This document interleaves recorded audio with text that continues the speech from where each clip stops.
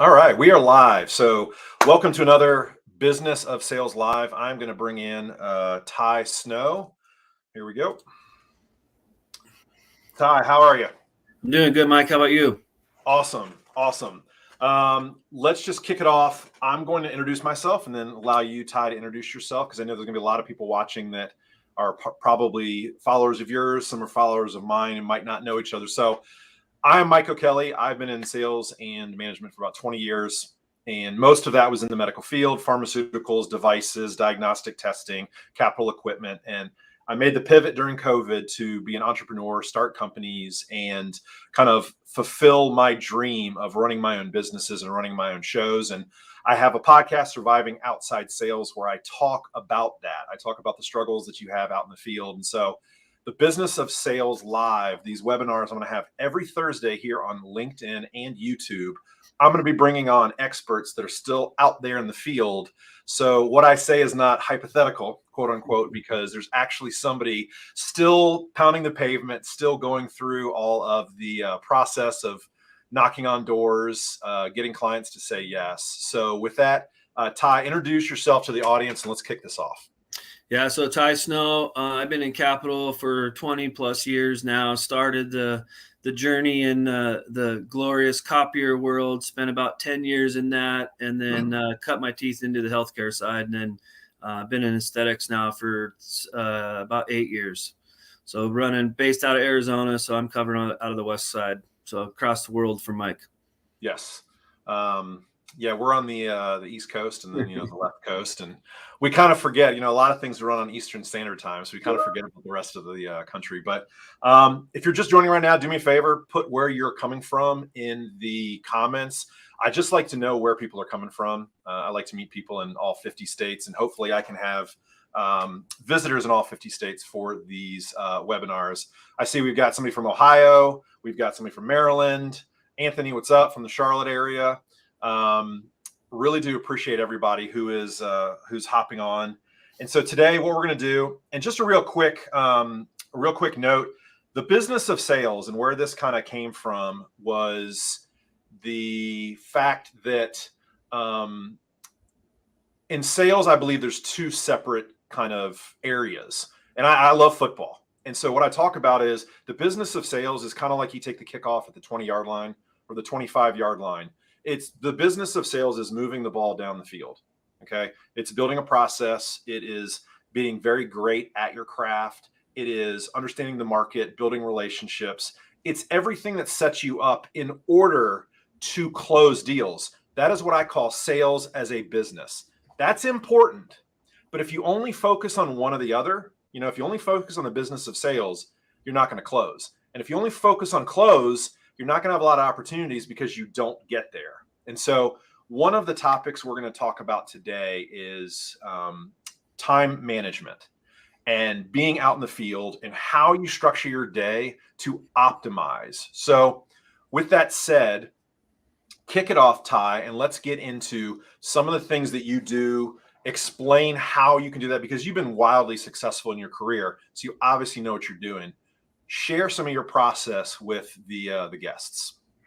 Yeah, it's a lot of it, depending on where everybody's at in their career, it's going to change. But, I looked at it when I first came on and I wanted to figure out, okay, who's being successful in whatever space I'm in, and I'm going to them and find out what they're doing and then breaking it back down. You get some people that, even today, they're still just hammering the phones and still being successful. Then you've got other people that just don't, they're scared to pick up the phone. They don't want, the whole phrase of dialing for dollars. They don't do good in that environment. So they are out there pounding the pavement and doing that. So when I got into it, if somebody would said, hey, back up and figure out where your strong suit is and focus on that, that's where I would have focused on. You look at it backwards, like everybody knows we're all chasing quota. We're all in sales because we all want to make a boatload of money. And at the end of the day, people are looking at how many opportunities do you need to put in your pipeline? How many touches do you need to get those opportunities in your pipeline and all the way through that? So once you get that part of it figured out, then you break down and go back to yourself and say, okay, where am I strong? Am I strong in the field? Am I strong networking? Am I strong just knocking on doors? Do I have a strong network that I can reach out to? And just kind of go through that side of it. Everybody always asks me, what's your typical day like? And I'm like, today's not like tomorrow, and tomorrow's not like yesterday. It's all over the place. It consistently changes. So, I've always just blocked off time. And when I say that, I'm knowing that I'm networking, I'm reaching out to Mike, I'm reaching out to other people that, whether they're East Coast, West Coast, and tapping into their network, and then using those tools to continue to go. Now, I know there's some people that are extremely successful by blocking off days and just hammering the phone all day, every day. Then that brings up the topic of, hey, the world's not the way it was pre-COVID. A lot of things have changed. There's a lot of things that you need to kind of mix in there with your bag. You've got to pivot, you've got to change, you got to listen to things that are successful, people that are using certain tools certain ways. So I've changed a lot of it around now, where instead of the traditional going out knocking on 10 doors and getting opportunities, now it's a lot more strategy behind the scenes. Everybody knows in the med device world, it's not an 8 to 5 gig. If you want an 8 to 5 gig, this is not your world. You start at 5 a.m. I'm talking to Mike early on his mornings, and then it's a lot of it's back and forth. And sorry, I lost you for a second. I heard 5 a.m. Oh, for some reason, I apologize to everybody who's listening. It's kicking you off.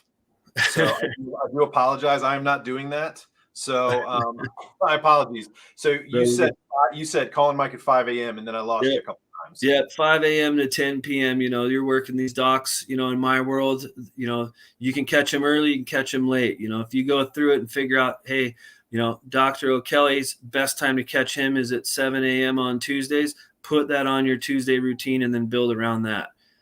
There's no sense to go knock on Mike O'Kelly's door Tuesday at 2 p.m. knowing you're not going to get there. Yep. So it's just a lot of that.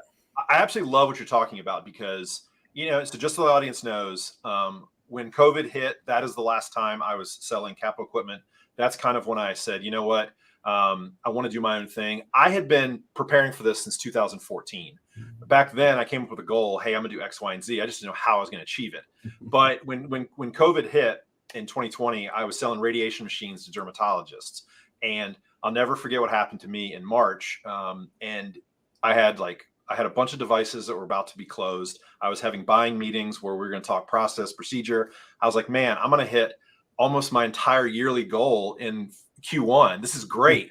And then all of a sudden, boom, the state of North Carolina shuts down. And I started getting email after email. Hey, Mike, we don't know what's going to happen. We're going to put this on hold. And of course, I'm trying to save it. I'm a typical salesperson. No, hey, let's work through this. Let's stay in communication. And so as the state started opening up, I noticed a change and I noticed a shift. And it's wild because when the pandemic hit, I had never heard of Zoom. I did not own an iPhone at the time, so I'd never done FaceTime. I was, like you were saying, I was a big pound the pavement guy.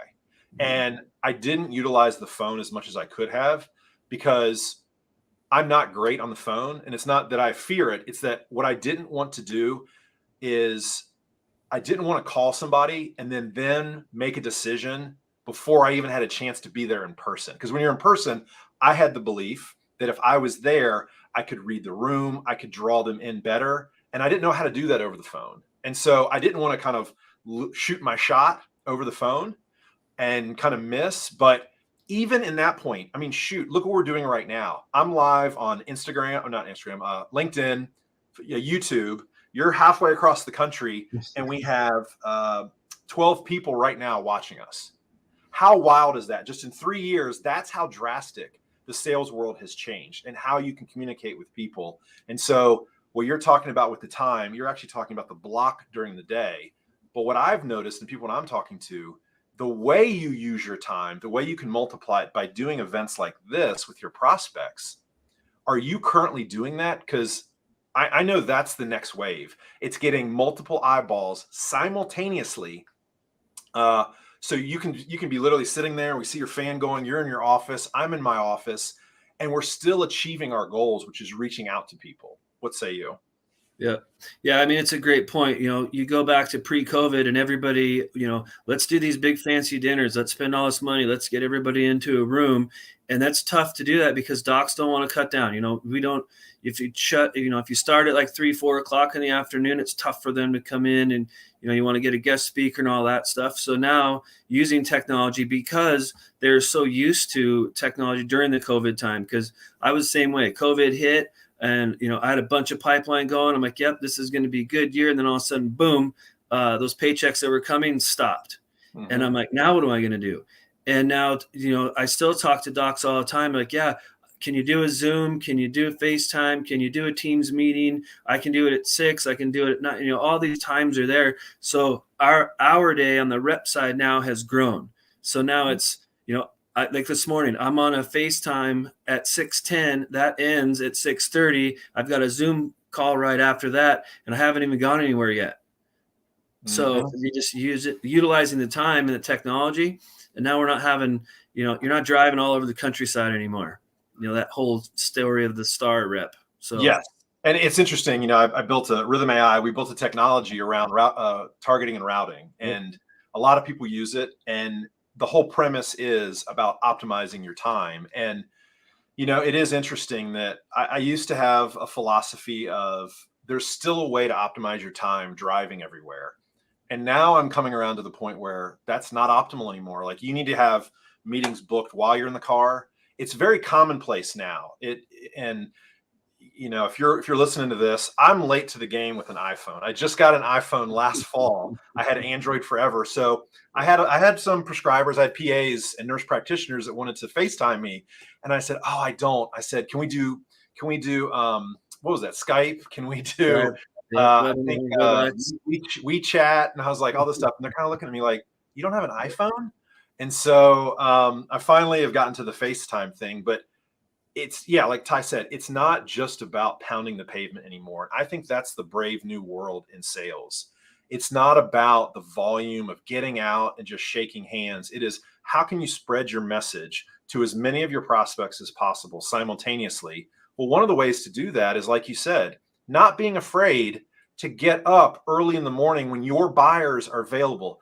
And folks, it doesn't matter that I haven't been in the field for 3 years. I still sell to a lot of people. It is about your customers. It's not about you. It's not about me. It's not about Ty. It is meeting them where they are and when they are available. And you know what? Now that you mentioned it, like, I have some of my best calls at between 8:30 and 10 o'clock at night because their kids have gone down. They're kind of decompressing, and they're so busy during the day. They don't have time to think about Mike. They don't have time to think about Ty because they have to run their business. And I run several businesses. I can tell you, going from a sales pro to running businesses, I get hit up at least 100 times a week by people, emails, random phone calls, text messages.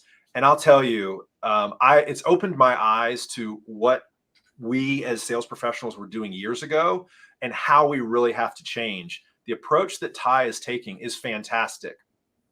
Ty, I'll let you respond in a second, but there was a question that came in from Mindy. So thank you, Mindy, for sending that in. By the way, if you're listening, please type in your questions and we'll kind of run through those throughout the episode. So Mindy, we haven't forgot about you. So it says, Ty, how does networking help you sell devices? Do you network for leads? Always. So I use the saying, whoever I'm talking to, I'm always looking for an opportunity.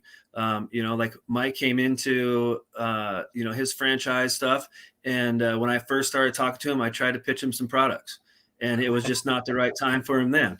When I network, I'm networking with everybody. So it's not, I'm on the med device side, so I don't know where everybody's background is, but I'm reaching out to skincare reps. I'm reaching out to just different people that are still playing in the same space. And we're always sharing leads because they're going in there.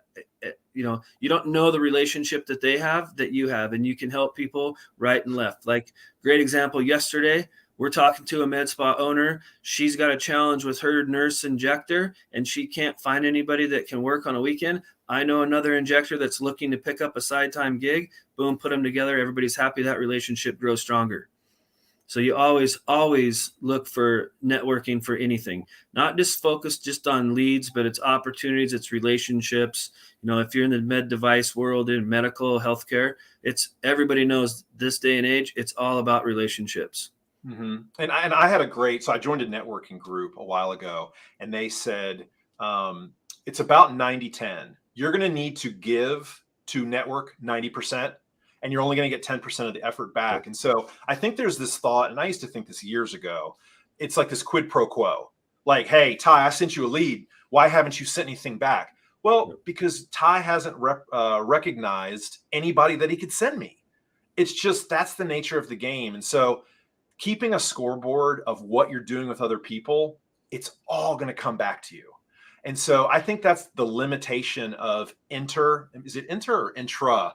Like within an industry, like other device reps, but you can partner with, like I used to sell wound care into plastic surgery, med spas, and dermatology offices. I reached out to all of the device reps, and only 2 of them got back to me and wanted to partner. Guess who I was promoting when I was talking to those nurse practitioners, those office managers, those plastic surgeons were like, hey, do you know of a device? I said, I do. I'll send you 2 names. Guess what? They would get a device sold, and they would do a little something for me. I'm not going to mention what that is, but if you're generous with other people, with your referrals, with your time, it's going to come back to you. But what it also does, think about this. If you are a lifer, if you are a career sales professional, you need to build relationships with somebody that's quote unquote your competitor. Why? Because they might leave and go to a company where they can provide you an opportunity. I say this again, and Ty, I know the aesthetic device market, which I was selling radiation machines. So we basically, the offices either didn't buy the device or they bought the device from us. All right. Did you lose me for a second? All my screens just went black. So yeah, I apologize. That's how you know this is live. Everybody. This is live. So my competition was the status quo. And I think if you're listening right now, your competition is the status quo. It is your buyers making zero decision because they don't know where to go. I would rather they buy something that's a competitor and they realize that product is trash. And then they come to me, as opposed to them just say, you know what, we're just going to keep doing what we're doing. That is the worst phrase that you want to hear, is we've made a decision to just hold off for now with everything. That's when I realized I did something wrong in my process. I did not pull them through the buyer's journey correctly. But going back to the networking thing, so you're networking with your offices, you're networking with the total call, the front desk, anybody that calls on, the office manager, the doctors, nurse practitioners, doesn't matter what field of sales you're in. You need to know everybody. That person up front, that's a gatekeeper. They get treated like garbage on a daily basis. A little niceties, little hello, how's your day? Can I get you a coffee? That goes a long way. That gets you in the door. But that's one network. Another network is in the industry, other sales professionals that are calling on them. And maybe it's not a direct competitor. Another network is within your company. And then there's a network outside of that that might be interested. So there's a lot of different networks. There's not just one network. There's multiple networks. Because when people think of networking, they just think, well, I'm just going to network with people that can buy from me. And that's not the case. You should be networking with everybody. Everybody you come in contact with should know what you do, should begin to like you, and you should start building that trust. Ty, what do you think? Yeah, I mean, the one thing that I've picked up on, even early COVID, but definitely through COVID and when it opened up, that gatekeeper, you have no idea who that gatekeeper is. 9 times out of 10 now, you go into some of these smaller places, hey, that gatekeeper right there, when she's not sitting there, you never know that he or she could be the owner. They could be a big influencer. So you got, like, when I talk about the networking, you always have to find out who it is. I tell people all the time, you want to be nice to the janitor because you don't know who that janitor is. You see the janitor, doing those duties, 8 a.m. You don't know at 10 a.m. when that place opens what they're really doing. And so you always got to just be on your toes and don't get focused on networking around a specific, like Mike says, like don't get focused on only networking with the buyer, but look for those influencers, those inside coaches, because you don't know, if you get buddied up with the front desk person or a tech that's inside of there, when you're not there and you use them for an inside coach, that's going to speed along the process quickly for you. Yeah. And speaking of networking, sometimes it's before work, sometimes it's during work, sometimes it's after. I have always found, and I recommend to everybody. So I coach sales pros, I consult with companies, and I always tell them, be proactive. Don't sit back and just assume people are going to come to you. They're not. And also, if everybody has that mentality, nobody's reaching out. Reach out. I can't tell you how many times I reach out to people on LinkedIn and reach out in person. I shoot text messages. I expect about a 10 to 15% response rate. So going in, I've set my expectation in reality that about 85% of people are just not going to respond. And it's not a personal slight. They might think to themselves, well, I can't do anything for Mike right now, so I'm not going to answer. I don't have time. They might have saw it when they're at the gym and completely forgot about me, because people are busy. So you have to make a concerted effort. I can't stress that enough. It is about taking action. Everything you're going to do in the field is about taking action. And it's not trying to be perfect. It's not worrying about being perfect. You're going to fail. You're going to fall flat on your face. But if you take action, the worst that could happen is you fail, but you'll learn something, and then you'll get better, and then you try again, so on and so forth. When it comes to time management, I used to really focus on Mondays through Wednesdays. I felt like Mondays through Wednesdays, I felt like the offices were fresher. I feel like there was more focus actually on clinical discussion and patients. By Thursday, Friday, I think people start to get a little burnt, especially Fridays. I thought Fridays were kind of a cleanup day. It was a casual meeting day. Like I'd meet a doctor or I'd meet a prospect out for lunch somewhere away from their busyness and their hectic life. Fridays were my planning day. That was okay, let's review what I did this week and let's plan the stuff that I'm going to do the following week. What is your kind of philosophy on really getting after it, scheduling? Can you run that through for the audience? Yeah, if you wake up, like let's say you're waking up on Thursday morning and you have no idea where you're going, you lost half the day. So I go through and I plan. I've got certain days where I'm in certain areas. And what happens is when you go into these places and, if I'm going to go visit Dr. Mike on Tuesdays at 9, after a few visits, he's going to be like, it's 9:30, where's Ty? So you get them kind of trained and expect you to come in and get those things going. But a lot of it is, you got to pivot, you got to move, you got to be flexible, because there's just, as much as you want to say, yep, today's going to work like this. I've got this, I've got this, I've got that. You get going, you open up your laptop, you get your phone out, and all of a sudden that day just derailed. And now it's panic mode. Now you got to figure it out. So you get that structure that's there, and I'm like, I can look at my calendar next week and I know where I'm going. I know where my appointments are at. I usually try to set them out a month ahead, and then fill in the gaps around that, knowing that I'm going to have some overlap in there. I know I'm going to have some things derail. People are going to cancel, all that stuff that's there. So if you're waking up in the morning trying to get your day scheduled, you're losing time. Exactly. And one piece of it, that's great. One piece of advice I also give is become an expert on you and who you are. And I'll give you an example. When I'm in a meeting, it's very similar to when I'm doing this live webinar. I'm all in. I am physically all in, mentally all in. I'm trying to give it my all. I'm trying to squeeze as much as I can. I don't walk around like amped up like this all day, or I drive myself crazy. I decompress. So after I do a podcast, after I do a meeting, I like to decompress for like 15 minutes. And it's all up here. It's not physically, it's just up in my mind. Because while I'm talking with Ty and while we're doing this, I've got people texting in, I'm checking out various things. Like I'm always keeping my eyes open when I'm trying to do this. We've already had a couple technology fails that I don't know how that happened this week. Ty and I have switched sides on the screen. I don't know how that happened. I didn't touch anything. But point being, when I give a presentation, I like to take 15, 20 minutes at least. And I like to run through, okay, what worked? What resonated?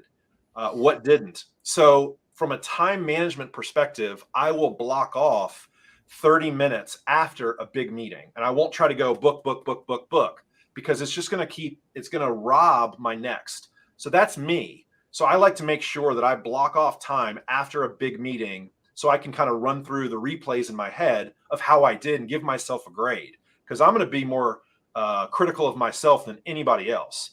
That's me. Some people are not like that. Like, I have a buddy, he's a machine. He can jump from meeting to meeting to meeting, and he could be on the phone with somebody as he's walking to the next meeting. Doesn't phase him. His brain can just keep moving like that, but that's not how I operate. You need to find out what you are. For instance, I am not clicking on all cylinders, no matter how much coffee I have, until about 9:30 in the morning. Does that mean I don't start my day in the morning? Absolutely not. But guess what that does mean? I prospect, where I'm not trying to book meetings first thing in the morning. Now, if that's the only time that they can meet with me, I will do what's in the best interest of the buyer. But I'm unbelievable from like 1:30 to 6 o'clock. It's amazing. Like, my wife just kind of laughs at me because she's like, "You're like a machine in the afternoon." I am. Once we're done with this, I'll take a quick break to grab some lunch, and then I've got meetings booked all afternoon. My brain fires on all cylinders. Like, I used to be a big night owl. Now I have 2 kids, and I can't do that anymore. But I was a night owl. I used to stay up till midnight every night, and that's me. I work like that, where I've got buddies that are like crazy early in the morning. Like, I can't do that whole like getting up at 4:30 in the morning and all that stuff. I can't do that. So understand who you are and be realistic. Don't try to say, well, Ty does X, so I need to do X. Mike does X, so I need to do X. No. What are you most efficient in? And just try to expand 1 or 2% a month. And after about 2 quarters, you're going to be like, oh my God, I can't believe how much more productive I am. It's about making those micro changes and being smart about who you are. It's kind of similar to, if you're trying to lose weight, don't go on a crash diet, because you know that's not going to work. What you want to do is you want to just take small little incremental steps and be the best version of you. Ty, am I on base, off base? What are your thoughts on that? Yeah, no, you're right on. Like I said earlier, there's reps that are out there even today that are still just pounding the phone day in and day out. That's not me. Like, I am, after like COVID made me open my eyes. Like, I am not wired to sit behind a laptop all day every day. I just can't do it. So but there's not saying that there's reps that are in my industry that's what they do. They do not leave their phone. They do not leave their house. They're on their laptop. They're on their phone, and they are making a boatload of money doing it. I just mentally can't do that, because when I get ready to enter a meeting, then, like you said, my brain's not there. Like, I'm mush. I'm not moving. I'm not performing it at my top. So I'll mix it up all the time. You've got some certain things here, certain things there. You understand where you work the best and how you perform, and then utilize that and maximize that. And then, like Mike said, just a little change here, a little change there, and you watch it, long term, and it's gonna, it'll grow for you. I got a question from Caitlin. Any advice for better time management for those of us that cannot plan a week or a month in advance because we are covering cases that are scheduled a week or less in advance? So, Caitlin, it sounds like you are in hospital sales. Yep. I have to be honest. I stayed away from hospital sales because I don't know how people are successful in this. Yeah. But what I can say is, I'll answer, and then I'll give Ty a couple minutes to kind of think of an answer. But when it comes to being interrupted, okay, so I have experience in my career where I couldn't plan that far ahead, because best case scenario, I would get interrupted, and I would also have kind of like continuity issues where things would just pop up all of a sudden, and it was like fire drill. And so the advice that I would give if I was back in that scenario, or what I would do if I was back in that scenario, is, creating guidelines for a week and kind of metrics for yourself. And I used to be a big hater on KPIs. I don't like the phrase, because I think they have been weaponized by companies. But every single one of us has KPIs. Mhm. And I'm not talking about the BS KPIs that some of the companies have. And I call them BS. And when I consult with companies, I tell them straight to their face, you're covering metrics that don't matter. So the metrics that were important to me, and Caitlin, you might have metrics that you know in your heart of heart are important. So the metrics for me, in order to grow at 25% or more per quarter to hit my quota and make as much money as possible, were if I could schedule and have at least 10 sit down meetings a week. Mhm. So that's 2 a day. Could I have 2 buying meetings a week? And so a lot of things would, I mean, so there was a buying meeting that was 7 hours. And the reason why was because I had a doctor that was going to buy a radiation machine, and it was $250,000. And he was on with his accountant, he was on with his lawyer, and he in his bank, and he didn't know how he was going to pay for it. And we ended up swiping his Amex. And I mean, that's the biggest Amex purchase. He called Amex and said, "Hey, look, I'm going to buy this thing. I need to buy it. Can you please just not let it decline?"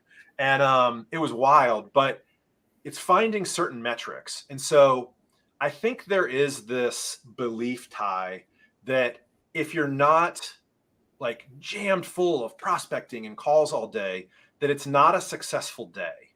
And so, Caitlin, if you feel like you don't know how to kind of fill in the gaps, what I would say is find out what your metrics are and what's going to make you successful, and then focus on those key metrics in the space between your cases. And then if something pops up, I mean, just the ability to pivot is something that you're going to have to be able to do more so than some other medical reps. Like, yes, excuse me, it is great that we can plan out and I mean, I don't know if I really plan out a month ahead. I don't know if I really had that kind of luxury. Usually it was like a week or two. But Ty, what do you say? Well, I agree. There's a reason why I didn't get into the hospital, the case chasing, because you can't manage it. Like, it's tough. So, Caitlin, my hat's off to you, because it's a tough thing for sure. The best thing I could say is, you're chasing those cases, so those docs know it. The people that you're working with, they know that you're scrambling, you're trying to get there. I go back to what Mike says, kind of piggyback on the KPIs and matrix are there. I've seen them at all kinds of different levels, startup companies to multi-billion-dollar big corporations. I would just go back and look at you and say, hey, I need to make X amount of money. Here's the amount of cases that I need to do. Here's how much growth I need. And here's how many new opportunities I need to find. And, set those meetings with those new ones when you can. But I think in that space, like I said, like, it's a tough one. I played in the hospital for a little while, about 3 years, doing GI equipment. And it was rough. So I would love to talk to you kind of more about the chase casing that you're doing, and see kind of, what that looks like, and maybe, understand a little bit more and dive in. I'm happy to help and shed some light on that if you want to take it offline. Yeah. And I didn't mention at the jump, like, reach out to Ty, connect with me and connect with Ty, ask direct questions. I mean, I get, I don't know, dozens of DMs a day for people asking questions on LinkedIn. This is what I'm here for. Okay. This is what I'm doing. I'm one of those keyboard warriors now, because everything I do is basically virtual unless I'm consulting with a client here in Charlotte, North Carolina. So I'm all virtual. So I've got time, I'm leveraging technology with the cell phones and with laptops and iPads. I mean, I can run my business anywhere, which is great. And so, but just so you know, like, one of my goals is to help people like you. And so one of my missions is to create a better training, coaching, sales environment for the future of sales, because Ty might have a product in 5 years. I mean, I don't have a lot to teach Ty, but you never know. Ty might have a product in 5 years. Caitlin, you might have one. Mindy, you might have one. Anthony, you all might have something that's going to save my life in 10 years or 5 years. And so why would I not do my best? And why would I not give my time and resources to somebody who could literally save my life, especially all of the device reps in Charlotte? I go out and do free speaking events right now for networking groups in Charlotte. Why do I do that? Because I want them to know that I'm behind them, because somebody might have the next cardiac device. I hope it doesn't happen, but I have a heart attack in 15, 20 years. I mean, I'm in my mid 40s. I'm starting to get into that risk age. Something might happen to me where I might need one of you to have crushed it with the doctor, crushed it in the hospital, and that could save my life. And the ripple effect of that happening, I don't take lightly. So if you shoot me a message, and I won't speak for Ty, but if you shoot me a message, I will do my best to respond as fast as I humanly can. Ty's out there in the field, so I'm not going to speak for him, but like I said, I'm behind a keyboard most of the day, so I'll get to you as fast as possible. But please feel like you can use me as a resource and reach out to me and reach out to Ty and reach out to people.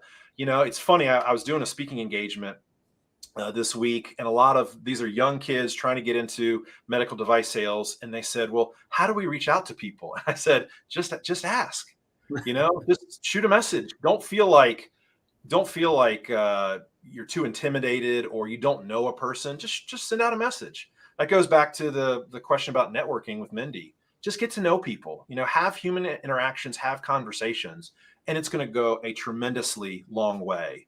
Ty, what are your thoughts on that? Yeah, no, I mean, there's one point that comes up all the time. And, you know, when I win deals and lose deals, I always ask why you decided to go with me or why you decided to go someplace else. And I always take that, you know, I live by this line of, you know, I want to fail forward. So why we can't win them all, I want to learn what I did wrong or what I did right, and then kind of duplicate that or correct it and address it. A lot of that stuff, you know, you want to just go in and talk to them. A lot of it is, you know, it's kind of weird, kind of a corny line, but I kind of use a pendulum in my mind. So I use it between like professional and then friendly. So it's relationship building, it's professional. And as you get that mastered to where you can take that from professional and go personal and build that relationship and go back to professional, without the buyer being interrogated and feeling like they're getting interrogated. Because, you know, I look at scripts all the time that I wrote back when I was building sales teams in 02, 03, and I'm like, what in the world was I doing to these kids? Like, that's terrible. This is absolutely terrible. So now it's, you know, it's just a conversation. Like, you got to remember too is, you know, on the capital side, you know, when you're going in and out of these doors all the time, you're not the first rep that's in there. You're not going to be the last one. So you got to be a good storyteller to set yourself apart. So having those networking conversations just open, you know, you trying to build that friendship, and, you know, hopefully we don't get into the scenario that Mike just painted about needing a cardiac solution, but at some point, you know, we may need it, right? I mean, there's times where I get people call me like, hey, do you know a doc at this hospital or inside this network? You know, and I'm happy to help with all that stuff. So it's just stay open-minded when you're networking. Don't feel like you got to go off a script. That 10-second elevator pitch. No. Yeah, I was about to follow up with that. Ditch the script, period. Like Ty said, and there was a time and place for scripts, but it's been done 800,000 million different times. I mean, if anybody saw The Wolf of Wall Street, you know, I mean, that was back in I think it was the 80s or the 90s. Like those days, yeah, I mean, I got handed scripts and I'm like, well, that's not how I talk. And they said, well, what do you mean? And I said, well, I wouldn't phrase it like that. And they're like, what do you mean? This works. This works across the country. And I'm like, hold on a second, time out. People across the country don't talk the same. I live in the South. We don't talk like that, you know, and ditch the scripts. And so one of the things that I usually coach my students on is what I was most successful at is build out about 10 unbelievable, confident, comfortable, open-ended questions and let the other person talk. And then once they talk, listen, and then respond. And you can't do that with a script. A script is like what Mike Tyson said, you know, everybody's ready to.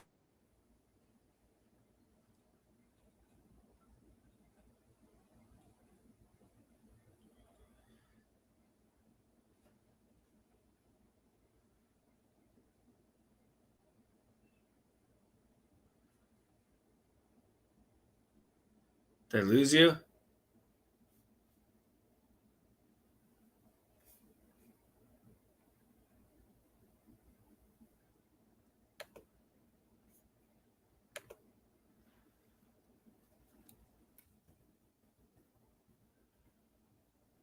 back there? All right, we're back. So The I tell you what, excitement alive. I tell you. So I'm going to tell a quick 30-second story. So please, people, stick around. You'll love this. So, when the pandemic hit, my wife works in financial services and corporate finance. So she has our bomb office downstairs. We bought this house a couple years before we had kids, after we got married, and we saw this room downstairs next to the kitchen, and we're like, oh, this is perfect for a home office. And so at the time, I was still out in the field. So, my wife was a hybrid. So she's got the unbelievable office, ridiculous Wi-Fi, and I'm up in the bonus room, the kids' playroom in the corner. You can see the corner right there. I call this the man cove. I don't have a full cave. It's just a little cove, and I've got all my kids, my daughter's toys over here. And, so I have Wi-Fi extenders and all of that, but that tells me that my wife is downloading something big, and she's got a big Teams meeting on because we got kicked. I apologize. I digress. Corey says bad weather in Charlotte. Oh, that's right. I have not looked out my window in a few minutes, and it's coming down pretty hard. So, okay. So back.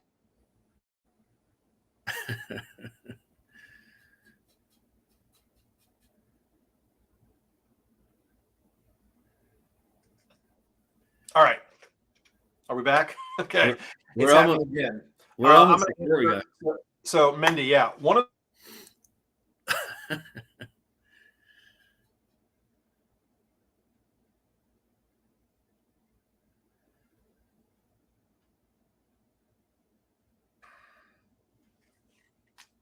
All right. I feel like Ty and I are old enough to remember the Micro Machines guy. Some of you in the audience might be old enough, but the commercials for Micro Machines, look it up on YouTube. This guy used to talk at 800 miles a minute. He was this famous marketing guy. The fastest talker in the world. I feel like that's what I got to do right now in order to get this whole thing in before the thing does. But anyway, so Mendy, you want to know about a couple unbelievable open-ended questions that you use. One of my biggest is the framework of, what have you done? What have you tried? What have you used in space X before? And what was your experience?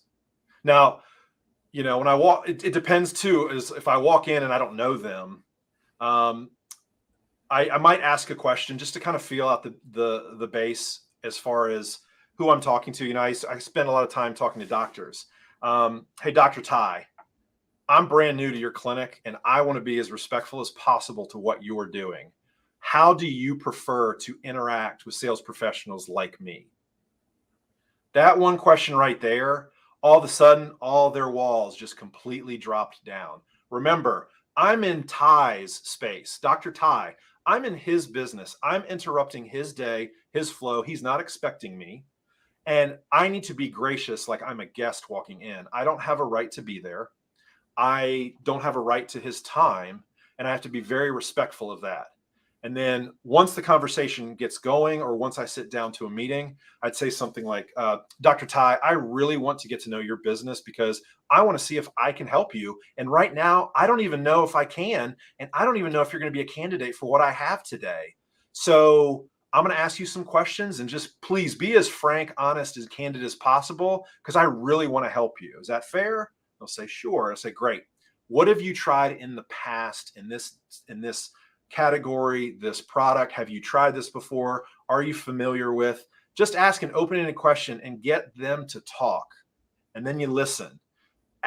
Don't ask a yes or no question in the beginning, because it's very short, it's very abrupt. And what it does, the person is still going to remember what they were doing before you walked up. When you ask an open-ended question where they have to think of a complex answer, it immediately shuts down their short-term memory, and it blocks that for a second, because now they're trying to recall from their long-term memory. It's science. I didn't make it up. There's studies galore out there about language and how you communicate with people. So no more scripts, no more features and benefits. When you walk up, complex questions that require multiple words for an answer, especially bringing up something from the past, they're going to have to use their long-term memory. It's going to pull from a different part of the brain, and they're going to relax because they're going to forget about how stressed they are. They're going to forget about that angry patient, if they're in the medical field, that they just had to deal with 5 minutes ago, or the depressed one that just found out they got cancer, they had a heart attack. they've got 2 months to live. Remember, we're walking, Ty is walking into medical facilities right now where people could be dying. They're getting bad news. It's not always rainbows and butterflies.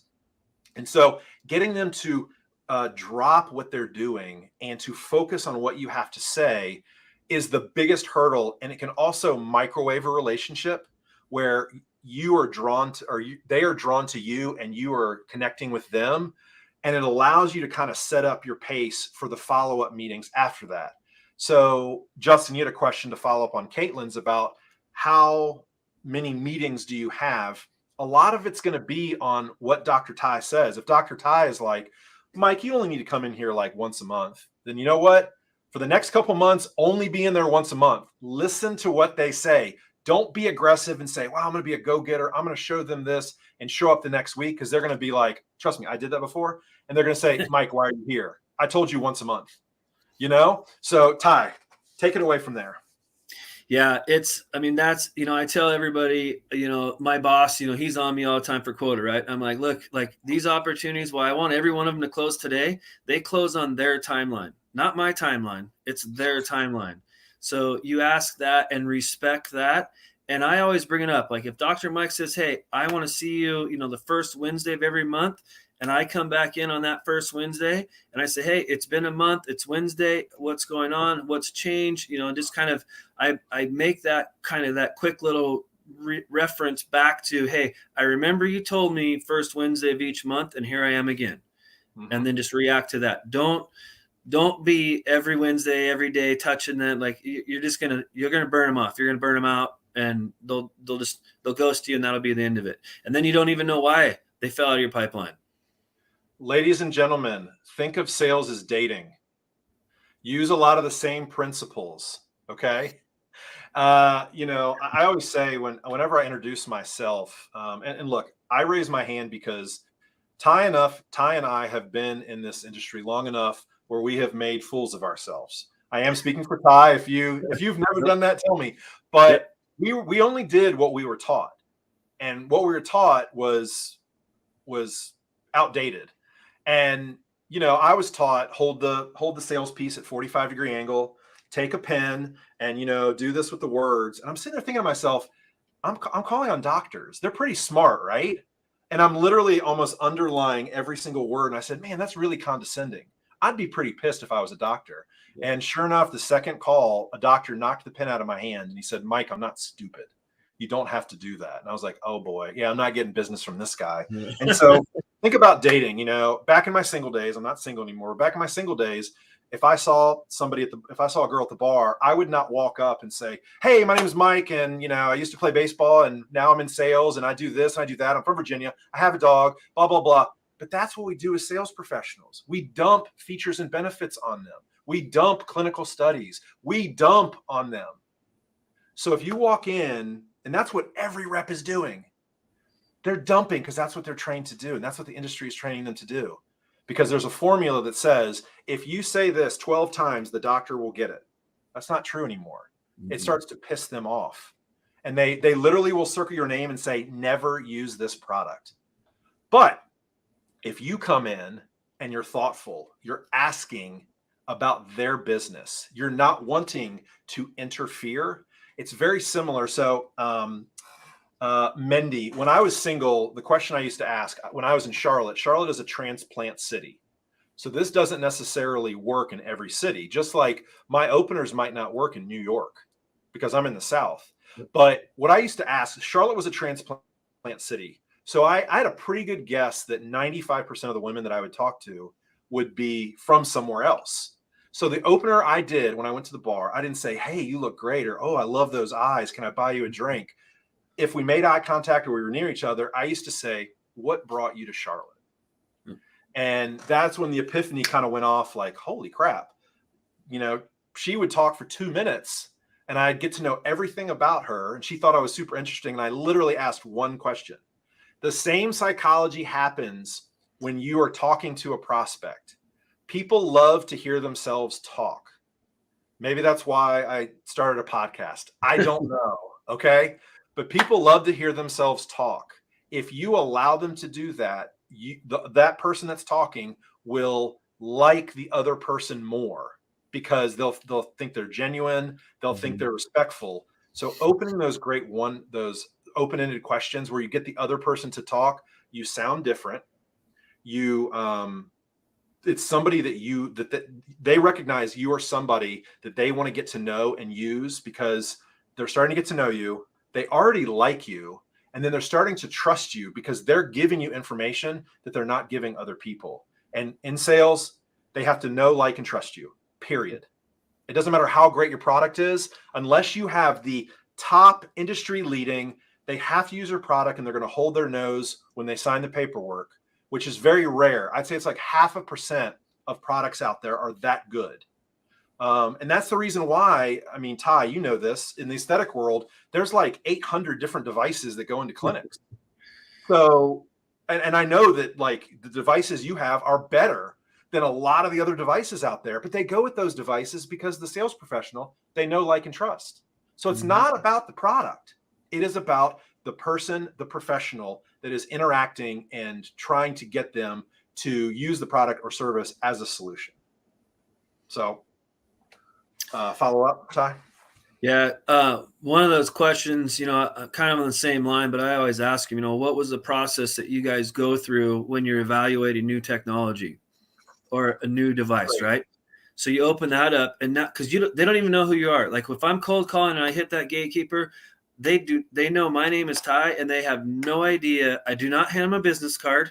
I don't tell them what company I'm with. And I just tell them, hey, I'm Ty, I'm in the area, and I wanted to find out what the process is that you guys go through when you're evaluating new technology.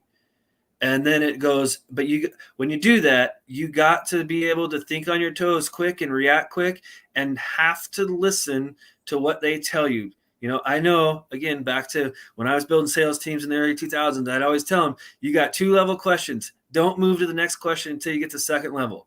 You'd always start that. And now, asking these open-ended questions, you get ready for a conversation, listen and retain and react to what they tell you. And then you get that conversation flowing. And like Mike says, they're talking more than you're talking. What they're doing is, if you continue to ask these good questions, they're telling you how they like to be sold to without them realizing it. And when you get to that point, things go very smooth, and you build these relationships with these people. They last for decades, and they look at you as a valued resource versus the old school guy that Mike and I trained and worked with early on that comes in and just, I got to get 7 no's before I can leave. Yeah. It just changed.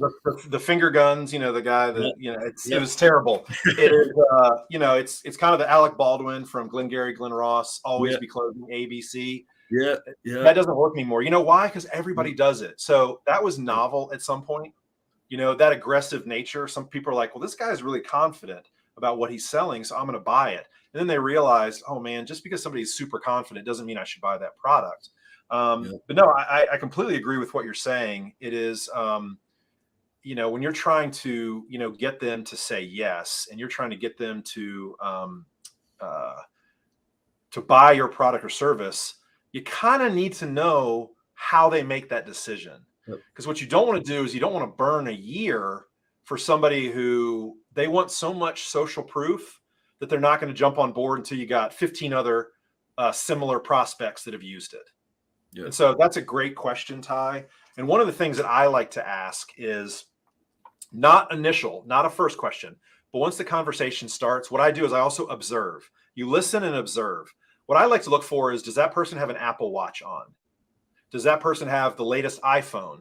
Or is that prospect pulling out a flip phone? If they're pulling out a flip phone and I'm selling something that's innovative, they're not going to be a prospect. Okay. And so, that's some of the things you look for as well.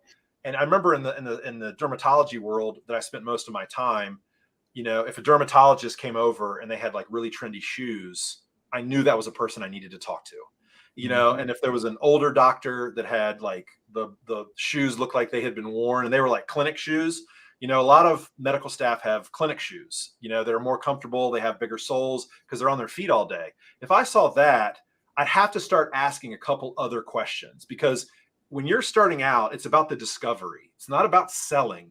And what Ty's talking about is The old school mindset, which is still kind of in the industry, is it doesn't matter. Your first call, you need to be selling. You need to be, there is such thing as a one call close. No, not really. And even if there is a one call close, they haven't even convinced themselves that they want to stay with your product. They might just be trialing depending upon what you're selling, and you'll never make them a customer. So, taking a step back and realizing it's not about me, it's about my buyer.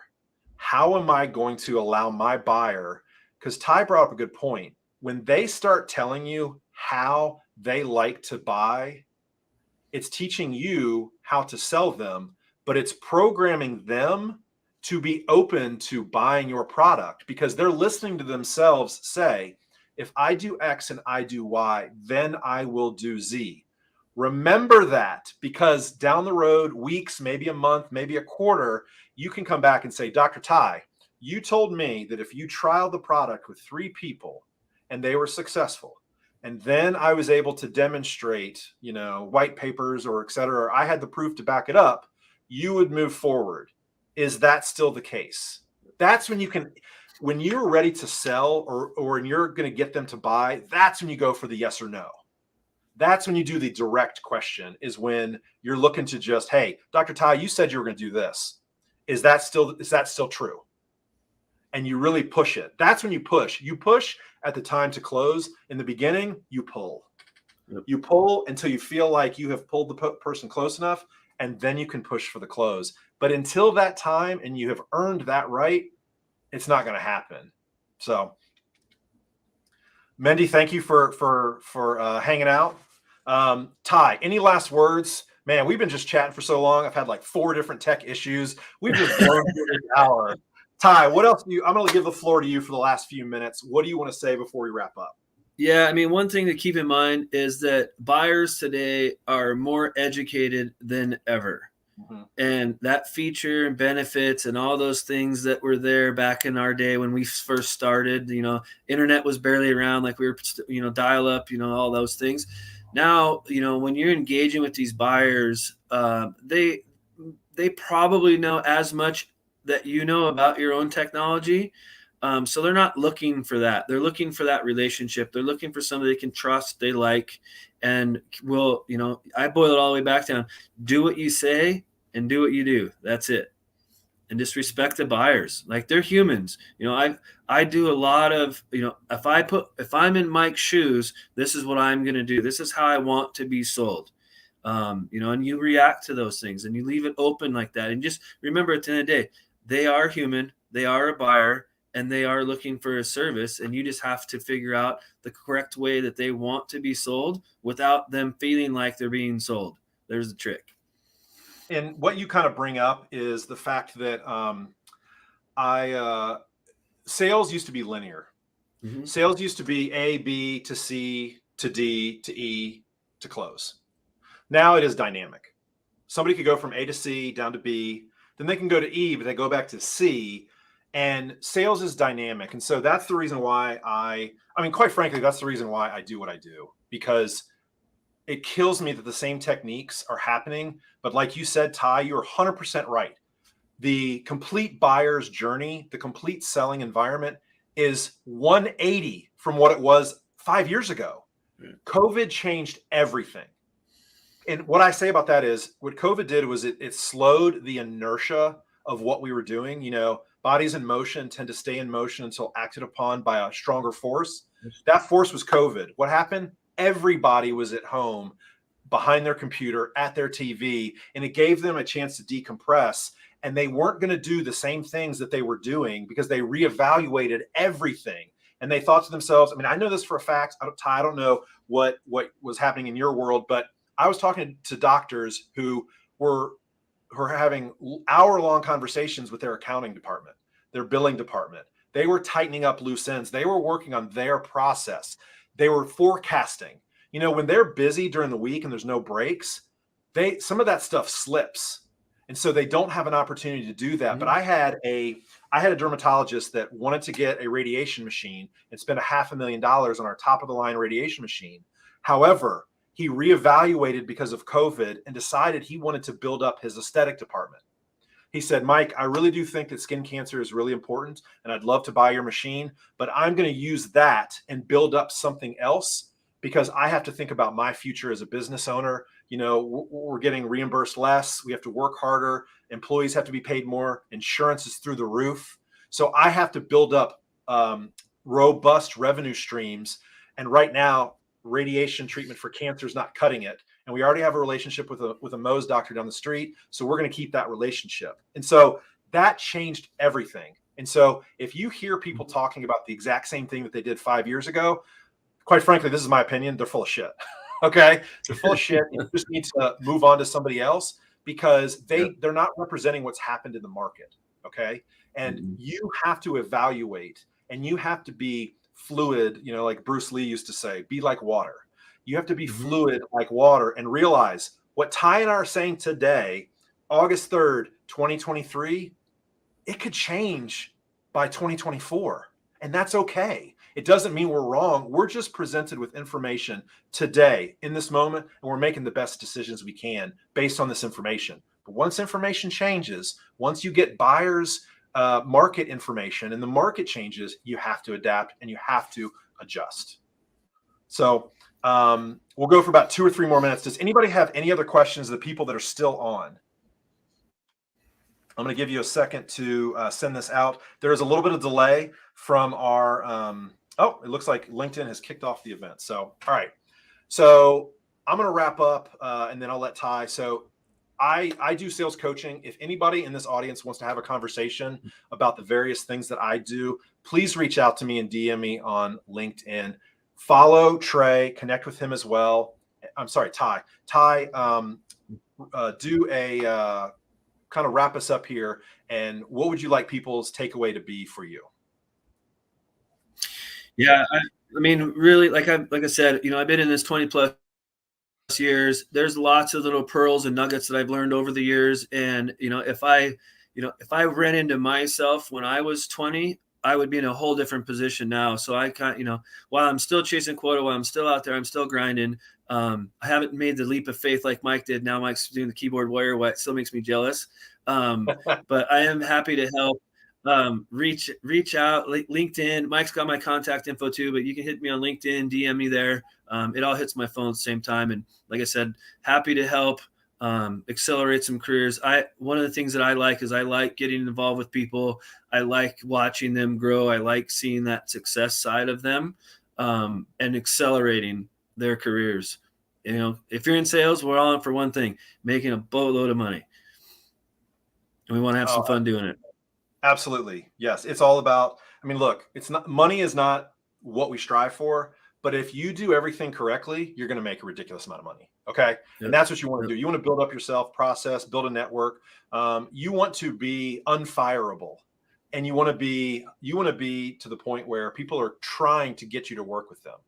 So thank you so much, Ty. This has been great. I definitely think we need to do this again, shortly because it started as time management, but then it went to closing. And I think this is stuff people are craving. They just want information. So thank you so much, Ty. I really do appreciate your time because I know it took you away from the field and selling units. So thank you so much. I really appreciate it. Everybody follow me, follow Ty on LinkedIn. And thank you so much. We'll see you next time. Everybody take care. Bye-bye. Good luck, guys.